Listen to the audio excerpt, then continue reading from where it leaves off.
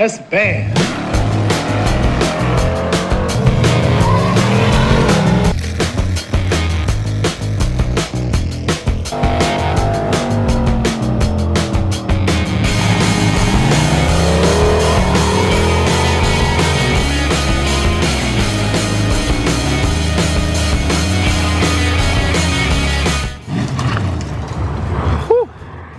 All right, man, today feels special.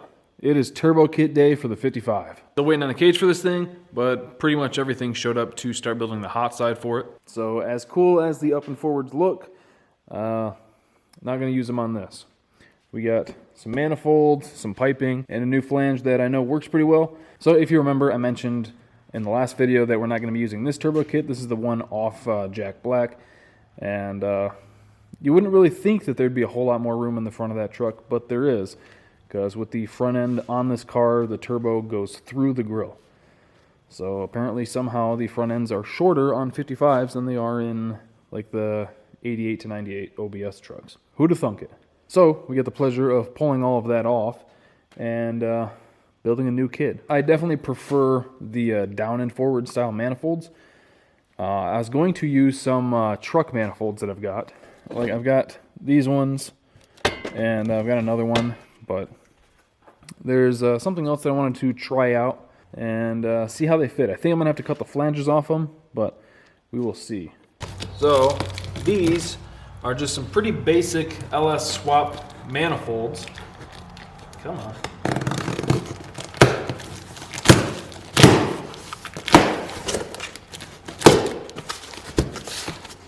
And I got these off of eBay.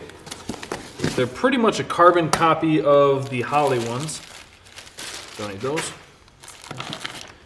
And they were $110. Actually like 108 and some change.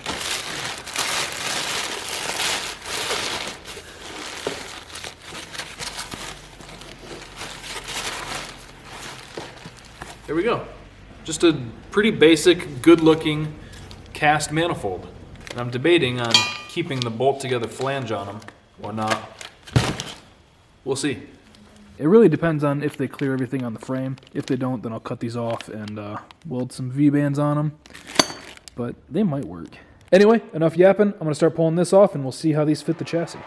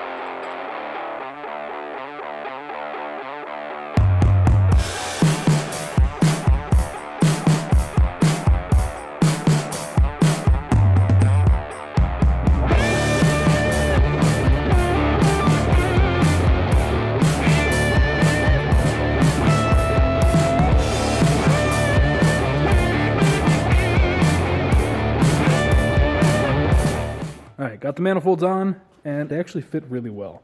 I was suspicious that these would be pointed right down at the K-member. Not really a huge deal, because what we can do is lop these off and bring them straight out. They fit, they clear everything else really extremely well, which is huge. So yeah, all I gotta do is cut it off right here. I'll weld probably a pipe to it. I might be able to get a V-band and then just do a real tight 45 out of there. That might actually work on both sides, because the hot side is going to be 2 1/4 inch pipe. So it's pretty small piping. And I also have to triple check that the engine is where it's going to sit, obviously.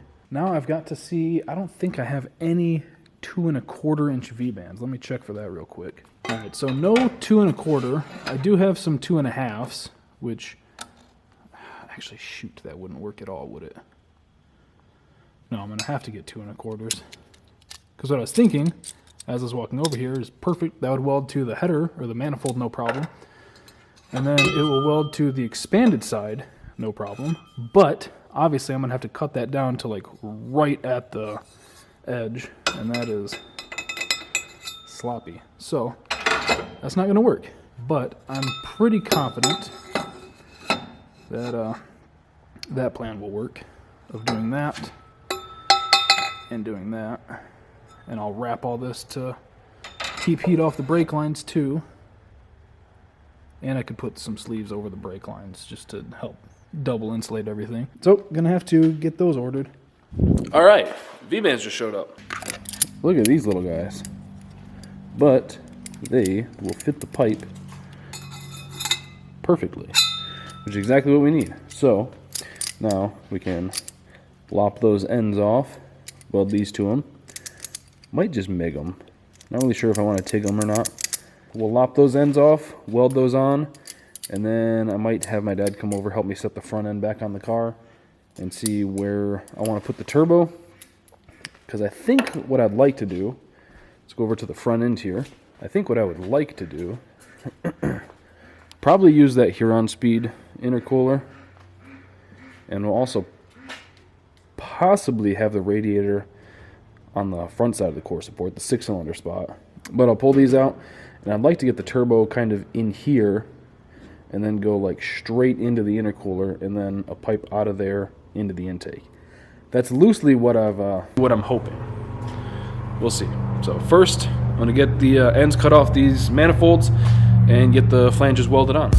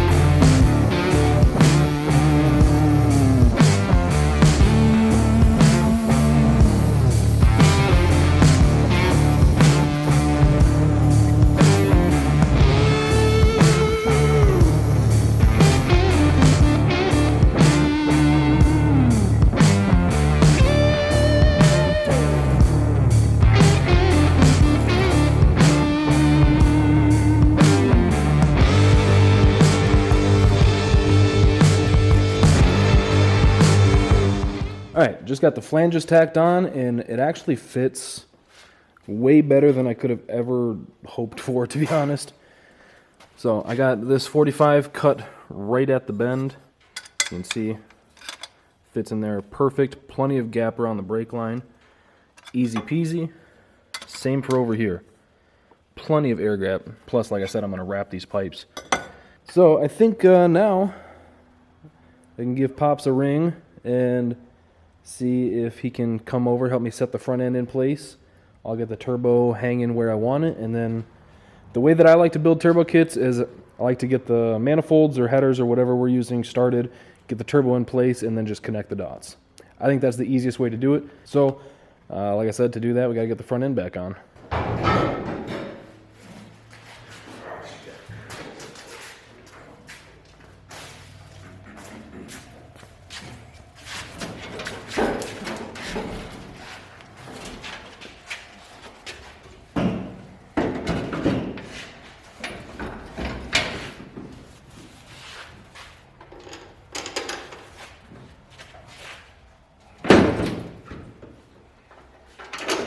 Alright, got the front end on, Got the intercooler sitting roughly where it's going to be. Got the turbo kind of in place. You know, as big as this engine bay is, it is kind of a challenge to find a good spot for this turbo that I'm happy with. Because right there, it hits the tire when I turn. Can't put it there. I was hoping to have it like in here somewhere going directly into the intercooler. Doesn't really look like that's going to happen either. I am damn near at the point of saying, to heck with it. Put the turbo right in the center, go right into the intake, and we'll put the radiator in the trunk. But yeah, this is being kind of a pain in the ass. Not gonna lie. So I'm gonna keep fiddling around with things, trying to figure out where a good spot is for it. And I don't know, man. This is becoming kind of a pain in the ass. I wanted to put a full-size radiator in it, which, I mean, I could still do that if I were to put it in the trunk, which I'm not seriously considering. But, you know, I'd like to have an intercooler on it, just because I've seen the difference between, like, jack non-intercooled making 730. If we put an intercooler on that and change nothing else, that'd probably make close to, if not more than 800. Changing nothing else except putting an intercooler on it. I could do like a air-to-water box, but again, I want this to be street car, so I wanted the air-to-air. So I think I need to just keep messing around with it until I find that sweet spot. Alright, this is actually proving to be rather annoying. So right there's pretty close. I wish I could put it down a little bit lower, that way it'd be very seeable through the grill. I'm kind of right about there would be eye level. I mean, not a huge deal, just style. I think it'd be cooler. But I can't, because then the downpipe would be very close to the control arm.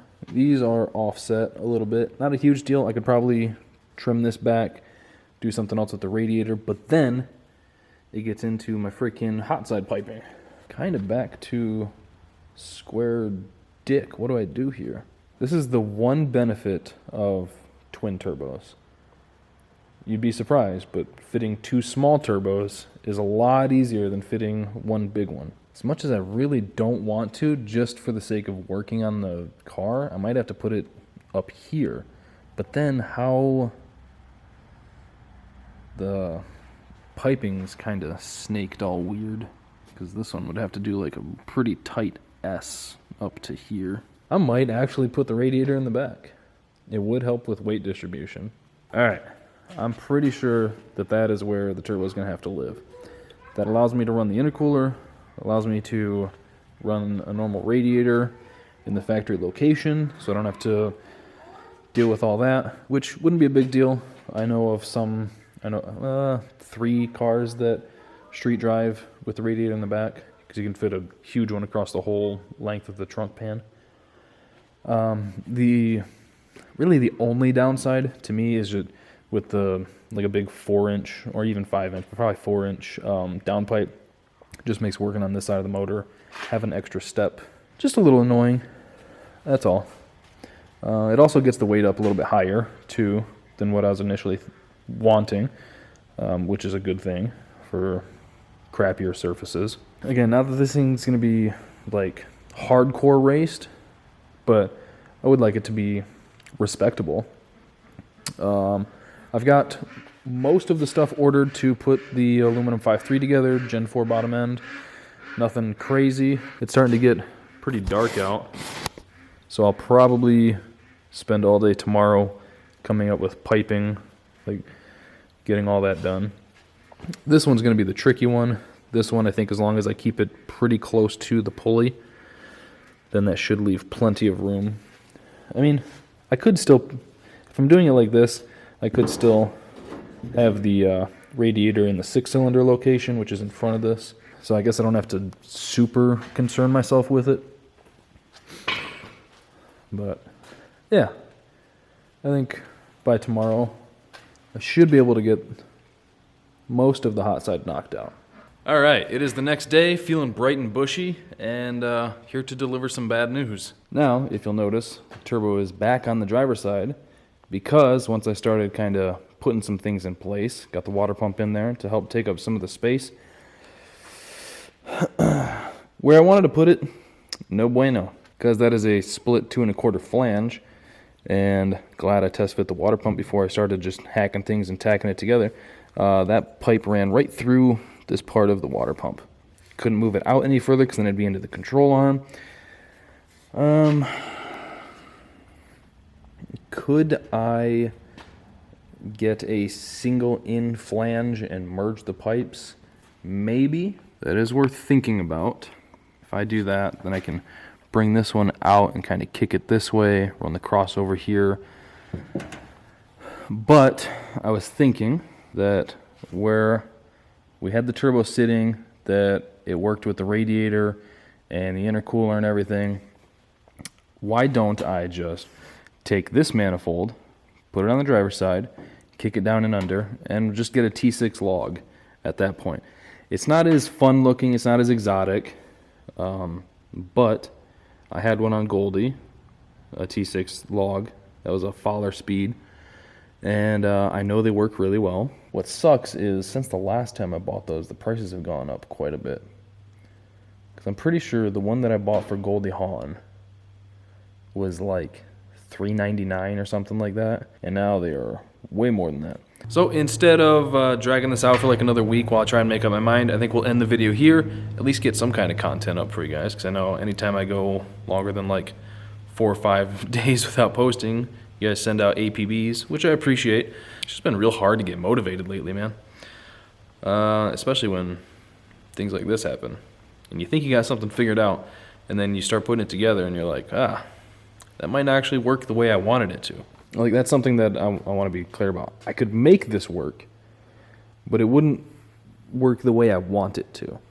And if it's not going to be the way I want it to, then I might as well just go with something that will make maintenance and everything really simplistic. I don't know if I'm making a good point.